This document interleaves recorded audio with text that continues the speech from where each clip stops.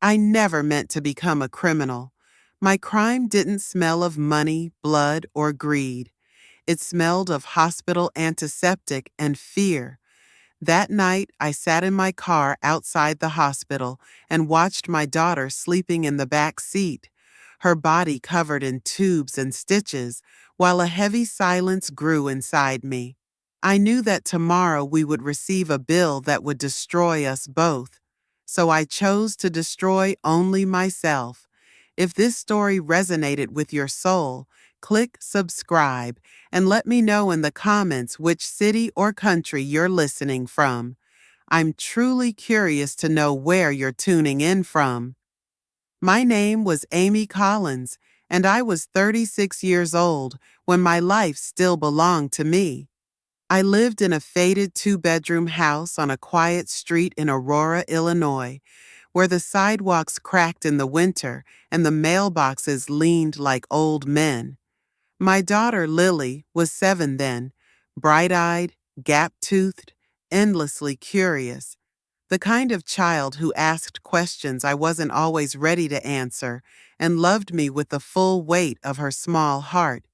I worked as a registered nurse in a community health clinic on the west side of town.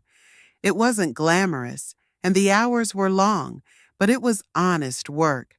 I wore scrubs the color of damp fog and shoes with soles worn thin from years of running between exam rooms.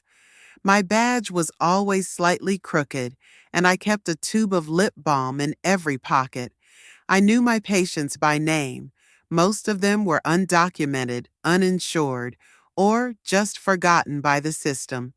They came to us when they had nowhere else to go, and we treated them even when they couldn't pay. That mattered to me. It gave my work a kind of quiet nobility. Each morning, I packed Lily's lunch, peanut butter sandwich, apple slices, sometimes a cookie if I had the time. She sat on the counter in her pajamas, swinging her legs and telling me about her dreams. I'd tie her hair into two tight braids before we left for school. Then I'd drop her off and drive to the clinic, where the smell of antiseptic and paper filled the air like ritual. Our life was small and organized. Rent was always due on the first. Groceries were bought with coupons. I kept a spreadsheet of bills on my laptop and a grocery list pinned to the fridge. I didn't buy anything we didn't need. Our clothes came from secondhand stores.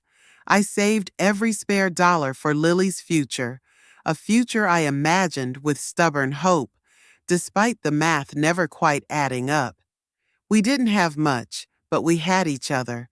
On weekends, we watched movies on a borrowed laptop, curled up beneath a thrift store blanket. In summer, we made daisy chains and sold lemonade for 50 cents a cup. In winter, we stayed indoors and read books until the world outside turned quiet and white. I never missed a parent-teacher meeting. I signed every permission slip. I was the mother who brought orange slices to soccer practice and clapped the loudest from the sidelines. There were cracks, of course, though I tried not to look at them too closely. My car rattled when it hit 40 miles per hour. The fridge made a strange humming noise I couldn't afford to fix. My bank account hovered at the edge of overdraft more often than not. But I'd learned how to stretch everything: money, food, time, energy. You do what you must when someone needs you. Lily was my reason. Every plan I made, every sacrifice, every sleepless night, I did it all for her. I dreamed of sending her to college one day. I imagined her in a bright dorm room, surrounded by books and laughter, far from the limits that shaped my own life. I wanted her to be free in all the ways I never had been. Still, there were moments when fear crept in like a draft under the door. One missed paycheck, one medical emergency, one slip, and the whole illusion of control could unravel. I kept that fear tucked deep inside me, where it could not speak. I wore my strength like armor and smiled through the fatigue. Sometimes, when Lily was asleep and the house was quiet, I let myself feel the weight of it all. I'd sit at the kitchen table with the lights off, listening to the wind outside, holding a mug of tea gone cold. In those moments, I didn't feel noble. I felt tired. Not just tired in my bones, but in my soul, like I was running a race with no finish line. But I never let her see that. To her, I was always enough, and that mattered more than anything. Back then, I didn't think of myself as someone who could break the law. I didn't think I was capable of crossing any lines. I believed in the system, flawed as it was. I believed in doing things the right way, even if it took longer, cost more, hurt more. But belief is fragile, and desperation has a way of sharpening the edges of even the softest person. Still, in those days, I was just a woman, a mother, a nurse, someone who paid her taxes and returned her library books on time, someone who kissed her daughter goodnight and whispered promises into the dark, someone who thought she understood what it meant to love. I didn't know then that love, real, unyielding love, could ask you to burn your own life to the ground. I didn't know how far I was willing to go, but I would, soon, and there would be no way back. It started with a phone call, not the kind that changes everything in an instant, but the quieter kind, the one that opens a crack in your reality so small you almost don't see it until it's too wide to close. The doctor's voice was calm, rehearsed. He said words like urgent referral, specialist treatment, aggressive progression. I wrote them down on the back of an old receipt with a trembling hand, my fingers stiff and slow. The pen left a dent where I pressed too hard. When I hung up, I didn't move. The refrigerator hummed in the background. Outside, a lawnmower droned like distant thunder. Later that day, I sat in the clinic's break room, staring at a printout of the treatment estimate. It was just a number, rows of numbers, really. But to me, they looked like a sentence. $42,000 for the first 3 rounds. Possibly more. It didn't matter what followed. I couldn't afford a single round. Insurance had denied the request again. Some technicality about coverage limits and provider restrictions. I appealed. I begged. I left voicemails on machines that never called back. And when I finally spoke to a real person, they said they were sorry. But sorry didn't save anyone. I stayed late at work that week, volunteering for extra shifts, covering for anyone who called out. I scrubbed exam tables, inventoried supply closets, restocked gloves and alcohol swabs until my hands cracked from dryness. It wasn't about the money anymore. It was about staying in motion, as if moving fast enough could stop time from catching up. I remember the night it happened. The clinic had gone quiet. The last patient had left, and the overhead lights buzzed like mosquitoes. I was alone in the records room, sorting through intake forms. My fingers moved on autopilot until they paused on a familiar insurance provider, one we accepted, one that paid quickly. It belonged to a woman with the same birth year as me. Her daughter had come in for a sports injury. Minor, harmless. The idea didn't arrive all at once. It trickled in. First a question, what if? Then a whisper, no one would notice. Then a louder voice, you're not stealing, you're saving. I stared at the screen for a long time. The system was easy, too easy. A few keystrokes, copy and paste, adjust a code here, modify a birth date there. I knew the system better than anyone. I'd helped design the intake forms 2 years ago when we transitioned to digital. I knew which fields triggered audits and which ones slipped through. I told myself I was only testing, just looking, just imagining. But I wasn't. I was preparing. When I finally submitted the claim, my heart pounded so hard I could hear it in my ears. I sat perfectly still, waiting for something, sirens, alarms, the universe to smite me down. But nothing happened. The screen blinked. The cursor returned. The next morning, the payment cleared. I used the money to schedule the first treatment. I paid in cash. I didn't tell anyone, not my supervisor, not my mother, not even the doctor. I smiled when they asked how I managed it, said something vague about a grant, a family friend, a fundraiser. They didn't press. No one ever wants to dig too deeply when the answer might be uncomfortable. The treatment went well, better than we'd hoped. I watched color return to my daughter's cheeks. She laughed again, ate ice cream, fell asleep without coughing. Her improvement felt like proof that I'd done the right thing. Her health was my absolution, but the relief didn't last. The second time was easier. There was a patient file I remembered, someone who had recently moved out of state. I used her name, changed the address, the code. I created a false referral, submitted a shadow invoice, rerouted the payment. I watched the numbers appear in the system like magic. And again, I used them, paid the hospital, bought the prescriptions. By the third time, it felt like routine. I wore gloves, triple-checked the entries, made sure nothing could be traced. I shredded every note. I used different IP addresses. I became meticulous, paranoid, obsessed. I didn't see myself as a criminal, not then. I saw myself as a mother outwitting a broken system. I wasn't lining my pockets. I wasn't living in luxury. I was just trying to keep my child alive. But it began to change me. I noticed the way the head nurse looked at me. Too long, too quiet. I overheard whispers when I left the break room. One afternoon, I saw a man in a suit walk into the director's office with a folder that looked like a report. I started sleeping with my phone on silent and the curtains drawn. Then came the day I found a sealed envelope on my desk. Inside was a letter. It was brief, formal. It said I was being placed on administrative leave pending an internal investigation. I didn't finish reading. My hands shook so violently I dropped the paper.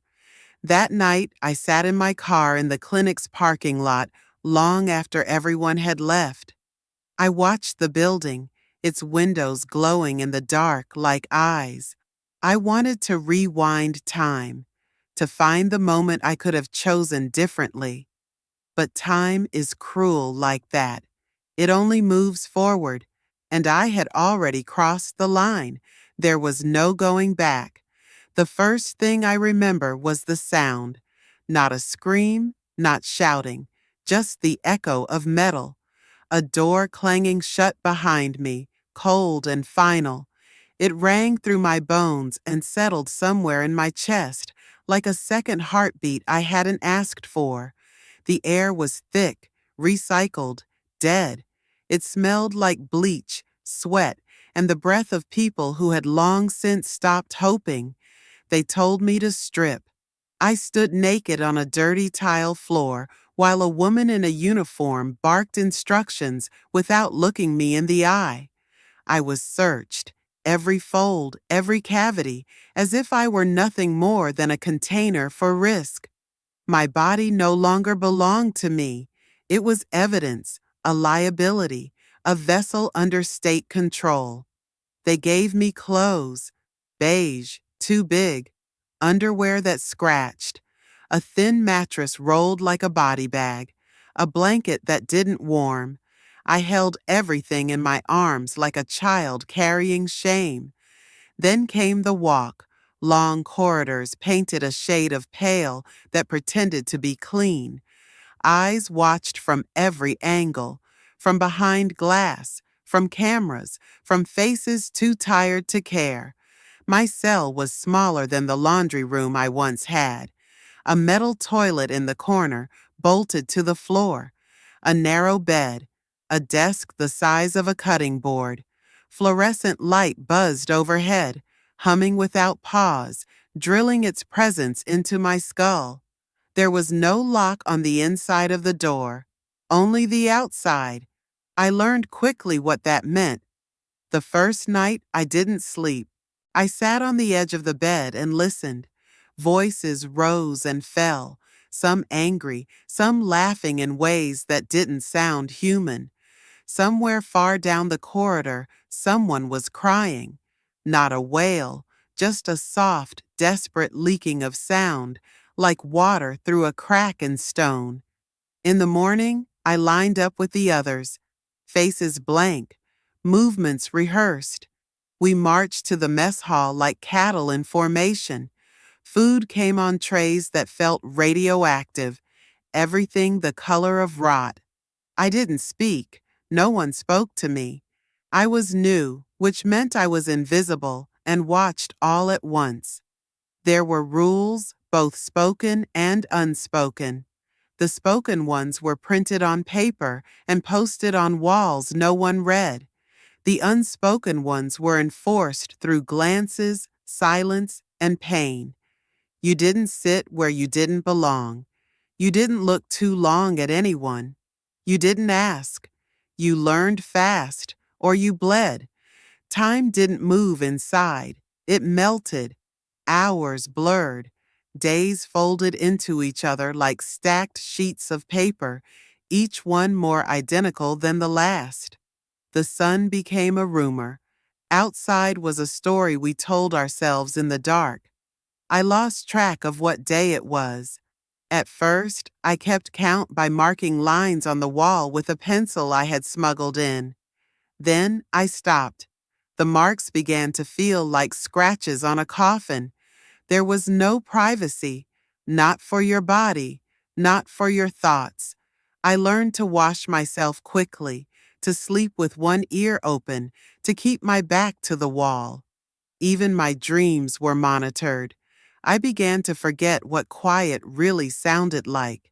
In its place came noise, keys jangling, guards shouting, doors slamming, a constant mechanical heartbeat that never ceased. My name disappeared. I became a number. Inmates didn't call each other by real names, not unless you'd earned it. Until then, you were whatever they wanted to call you. New girl, that nurse, the fraud bitch. Each label chipped away a little more of who I had been. I didn't fight back. I didn't know how to fight in this world. I saw things I couldn't unsee. A woman sliced open her arm with a sharpened toothbrush. Another was dragged out by guards after collapsing from a seizure no one responded to. Two inmates fought over a pair of socks and left blood on the floor that wasn't cleaned for hours. I learned what cruelty looked like when it became routine. I also learned the art of erasure. You learn to disappear even when you're standing right in front of someone. You hollow yourself out. Speak less. Move smaller. Avoid attention. Survival wasn't about being strong. It was about being invisible. But the hardest part wasn't the violence or the cold or even the hunger that sometimes set in when meals were late or withheld. The hardest part was absence, the empty space where my daughter should have been. Every day that passed, I imagined her forgetting the sound of my voice. I pictured her at the breakfast table, my chair empty. I pictured her sleeping in a bed I hadn't tucked her into. The guilt didn't just live inside me, it gnawed. I was allowed one phone call a week, a scratchy connection, timed, monitored. I dialed the number I knew by heart. Sometimes it rang. Sometimes no one picked up. Sometimes my mother's voice answered, cold and clipped. She would say Lily was fine. She was healthy. She didn't ask about me. I didn't ask either. There was no point. I wrote letters, dozens. Most of them I didn't send. They piled up under my mattress, folded into shapes of grief. I didn't know what I was writing for. For her? For myself? For a version of the past that no longer fit. I began to forget parts of myself. My own handwriting startled me one day. It looked like a stranger's. My reflection in the mirror didn't feel like mine. I avoided it after that. I watched other women leave. Some came back, some didn't. We weren't allowed to cry when someone disappeared. Emotions were currency here, and tears cost too much. I tried to find pieces of meaning in small things. A shared cup of coffee with another inmate who didn't ask questions. A guard who nodded instead of yelling. A sunrise seen through a sliver of window at just the right hour. Tiny mercies. Eventually, I learned to breathe differently, shallower, quieter. I learned to think in shorter sentences, to want less, to hope less. It was easier that way. I no longer asked myself when I would leave. I only asked who I would be if I ever did. There came a moment when I stopped counting days. I couldn't say exactly when it happened. Maybe after the third winter, or maybe after the last letter I wrote was returned unopened. At some point, time stopped being something I measured and became something I survived. Every morning I woke up to the same gray ceiling, the same scrape of a metal tray outside the door, the same unspoken agreement with myself to make it through another day without disappearing entirely. My body adapted, my thoughts adjusted, but something deeper, something softer inside me began to harden. There's a violence in numbness, a kind of quiet devastation that creeps in without warning. It's not pain that breaks you. It's the moment you stop noticing it at all. That winter was especially brutal. The heating system failed more often than it worked. We slept in layers, curled like animals, breathing into our shirts to stay warm. One morning, I woke to find frost on the inside of the window. My breath hung in the air like a ghost. Someone coughed for hours in the next cell, and no one came. Another woman had a rash on her arm that spread until the skin cracked open. The nurse said it was nothing. She bled on her sheets. The prison ran on scarcity, not just of warmth or food or rest, but of empathy. There was never enough of that. We hoarded kindness when it appeared, rationed it like sugar. That was the season I met Samira. She'd been transferred from a facility upstate. Nobody knew why, and no one asked. She moved like someone who didn't care if she made it to morning. Eyes flat, voice low. Her skin was marked with tattoos I didn't recognize, not the kind inked for art or pride, but the kind you earn through violence or survival. She slept on the top bunk above me. We didn't speak much at first, just nods, half glances. She watched me when I read, like she was trying to remember something she'd forgotten long ago. One night during lights out, she whispered a question into the dark. Do you ever dream about leaving? I didn't answer. I couldn't. Over the weeks, we became something fragile. Not friends, not quite allies, something quieter. We shared stories in half sentences, traded food when one of us couldn't eat, looked out for each other in the yard. In a place where everything was taken from you, privacy, dignity, softness, this unspoken tether between us became something sacred. Then came the fight. It started over something stupid, a missing sweatshirt, a borrowed pair of shoes. But inside these walls, nothing is small. Every slight is a threat. Every threat is a test. The woman who swung first was called Rita. She was built like a boxer, scars on her knuckles, a history of making others bleed just to remind herself she still could.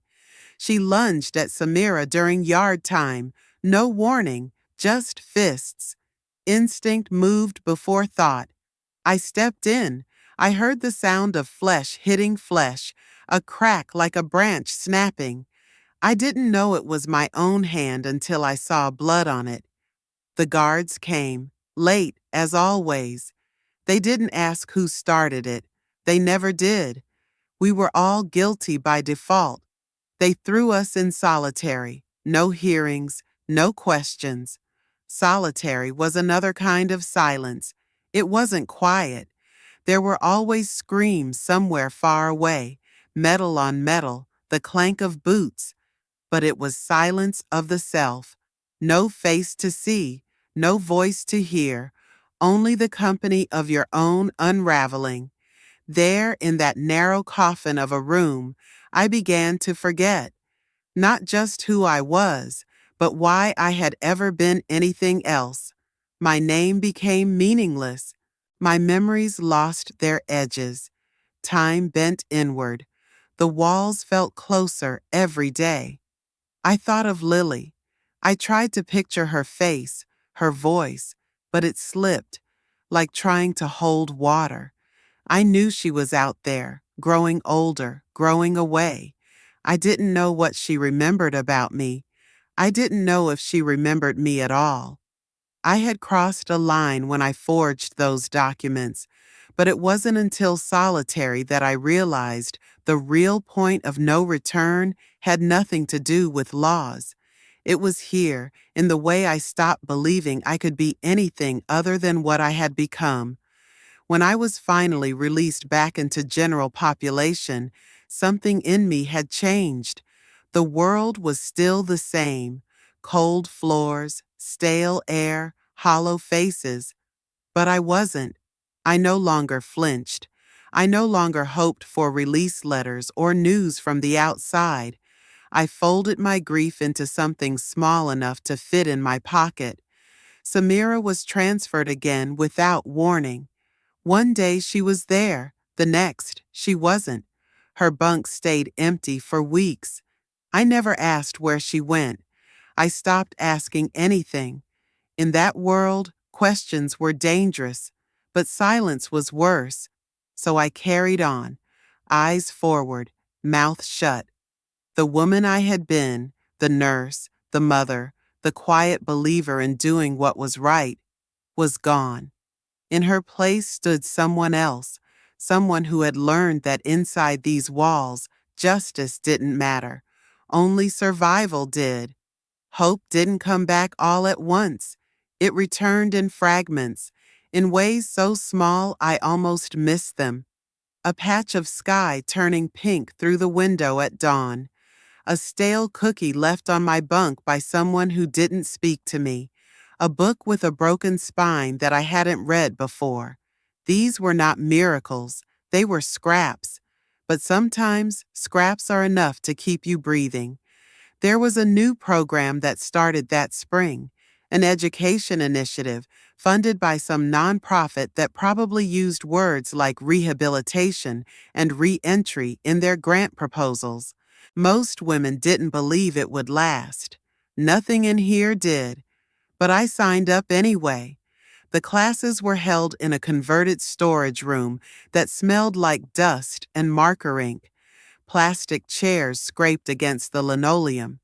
The instructor was a woman with tired eyes and a voice like sandpaper, firm but not unkind.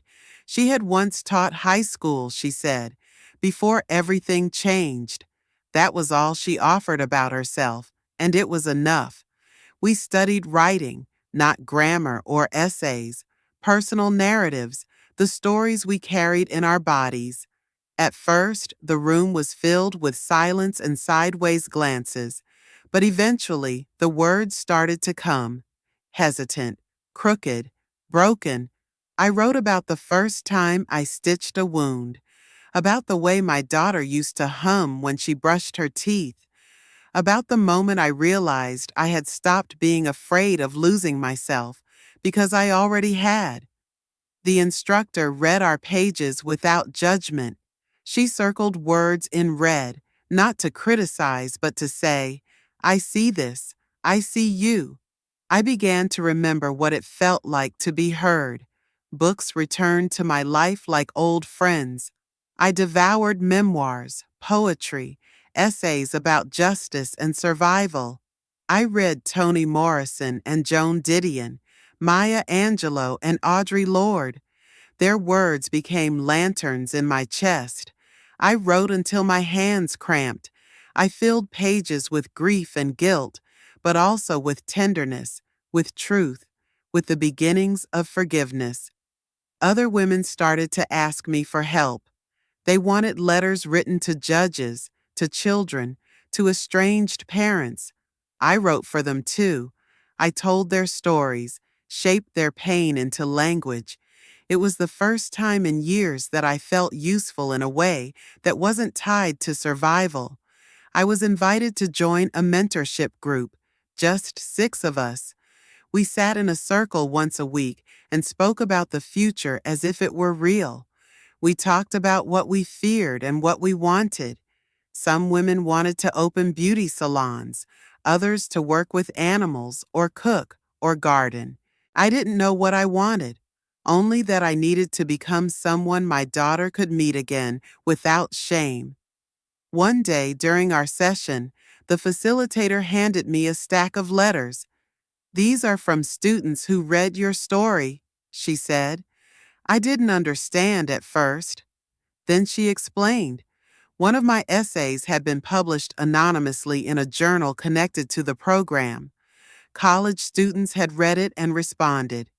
Their words were filled with something I hadn't felt in so long it startled me: respect.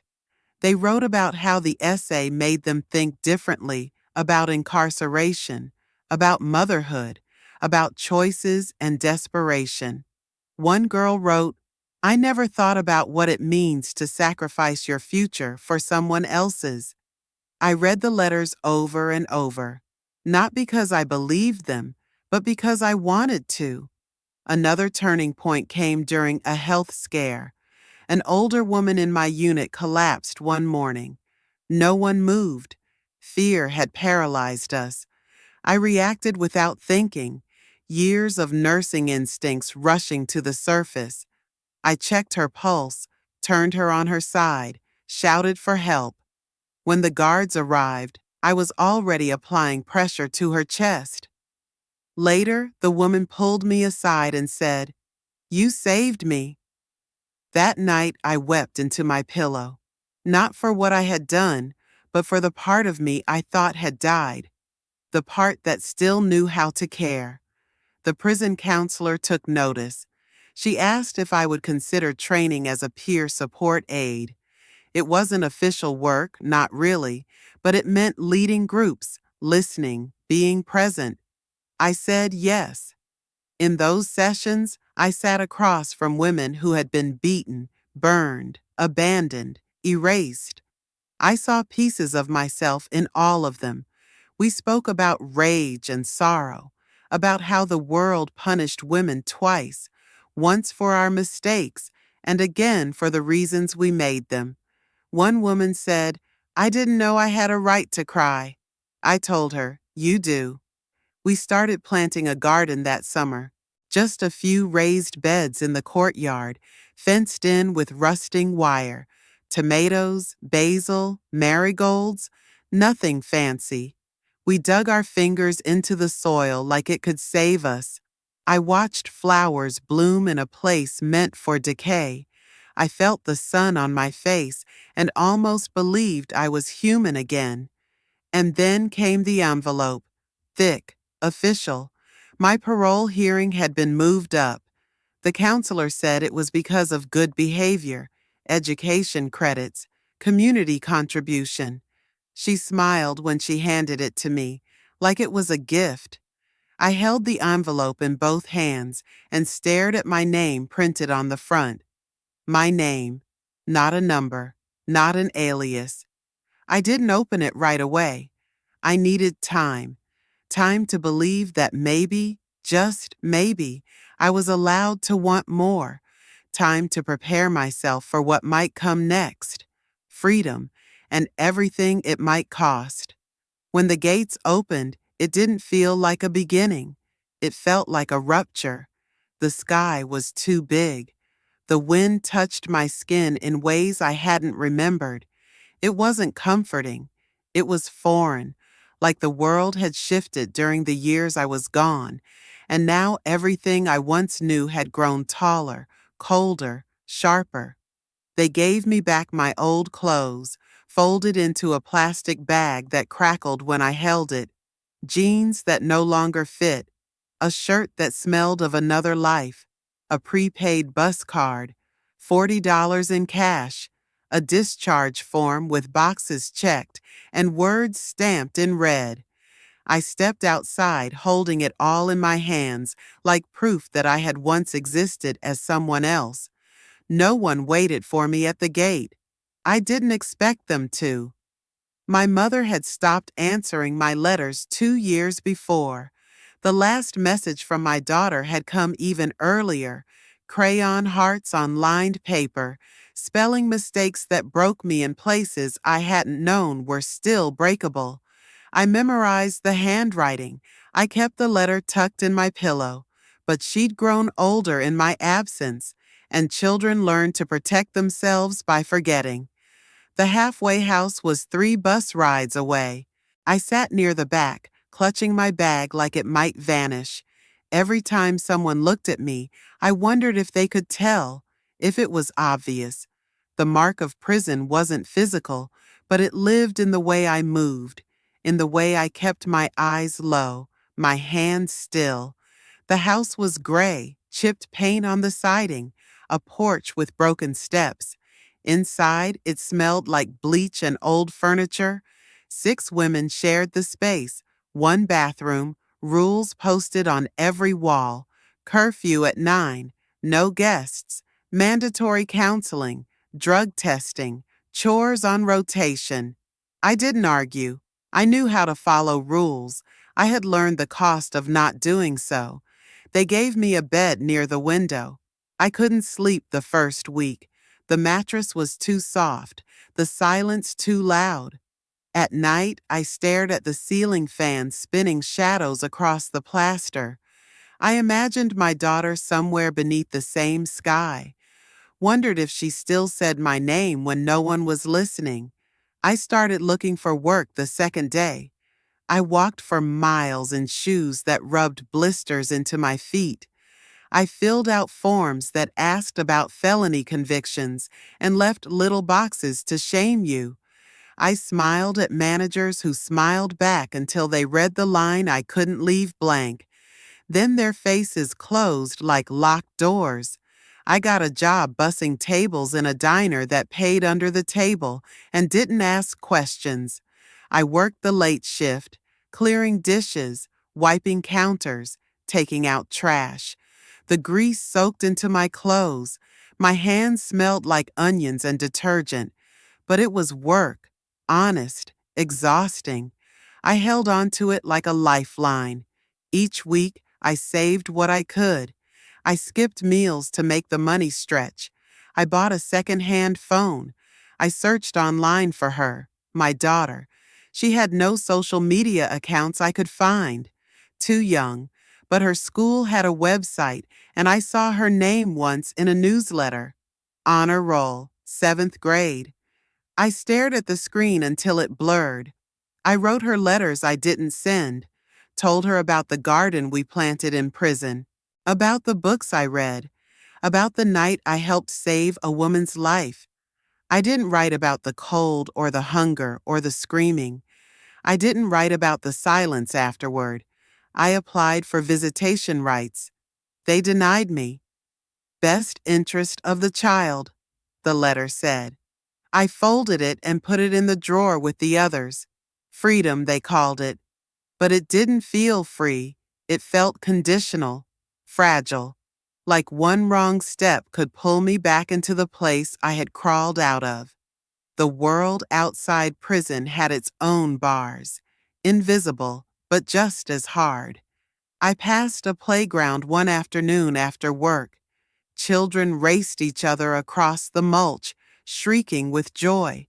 A girl with dark braids sat on the swings, her back to me. For a moment, my breath caught.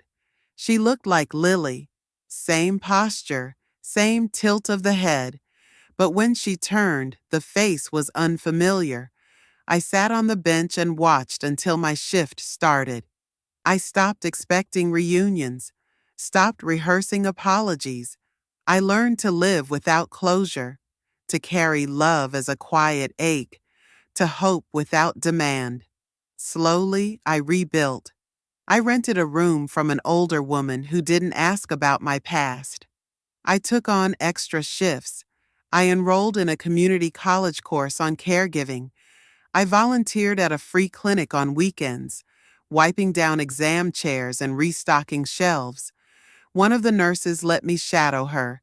She said I was a natural. Maybe one day I'd be certified again. Maybe not. One morning, I got a letter. No return address. Inside was a photograph. A girl in a Halloween costume. Cat ears, whiskers drawn on with eyeliner. She was smiling. Her eyes were my eyes. On the back, written in purple ink, were 3 words. I still remember. I held the photo like it might disappear. It didn't fix anything. It didn't erase the years or the distance or the damage, but it was something, a thread. That night, I pinned it above my bed. I lay awake, listening to the traffic outside, the hum of a life I was still learning how to live. Freedom hadn't saved me, but it had given me a chance, a small, complicated, broken chance, and sometimes that was enough.